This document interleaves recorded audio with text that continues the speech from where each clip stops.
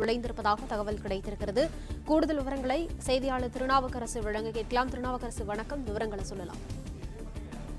வணக்கம். திருப்பத்தூர் மாவட்டம் திருப்பத்தூர் நகர பகுதியில் கிட்டத்தட்ட அரை மணி நேரத்திற்கு முன்பாக ஒரு 3 அடி முதல் 4 அடி நீளம் முதல் உயரம் வரை இருக்கக்கூடிய சிறுத்தை புலி ஒன்று திருப்பத்தூர் பகுதியில் நடமாட்டம் இருப்பதை கண்டு பொதுமக்கள் வனத்துறையினருக்கு தகவல் அளித்துள்ளனர்.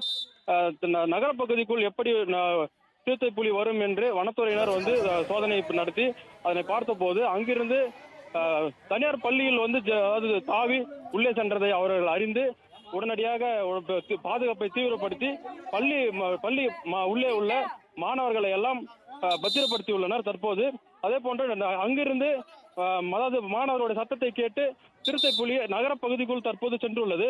அங்கு ஒரு கார் ஷெட்டில் இருப்பதாகவும் தகவல் கிடைத்து அந்த பகுதியில் தற்போது பலத்த பாதுகாப்பான இது ஏற்படுத்தப்பட்டு